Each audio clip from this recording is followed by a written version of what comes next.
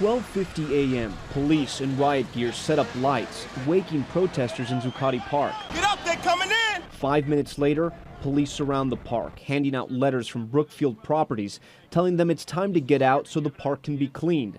Protesters learned there will now be new rules. You will be subject to arrest. Your children will not forgive you. 1:34 a.m., about 100 protesters left in the park. Some tie themselves to trees. Police tear through the tents, clearing the park for the cleaning.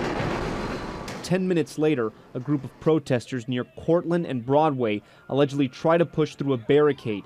28 people arrested, including City Councilman Idanis Rodriguez. I was walking in the street, on the sidewalk, and this police officer 7188 started hitting my back. At 3 a.m., protesters who refuse to leave lock arms, some chaining themselves to each other. They then make makeshift barricades. The whole world is watching this.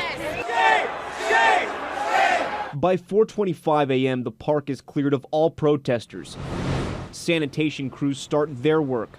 Protesters head to Foley Square. Right now, you NYPD's breaking the law. A temporary restraining order is granted against the city, stopping the city from enforcing rules in Zuccotti Park. By 8:10 a.m., some protesters are allowed back in the park. But just 12 minutes later, they're asked to leave again. The city's waiting for clarification. 20 minutes later, Mayor Bloomberg addresses the city. There is no ambiguity in the law here. The First Amendment protects speech. It does not protect the use of tents and sleeping bags to take over a public space.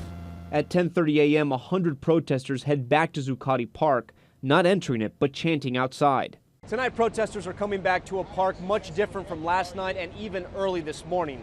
The sweep resulted in more than 200 arrests and a few injuries, all of them minor. In Zuccotti Park, Tom Yamas, New York Nightly News.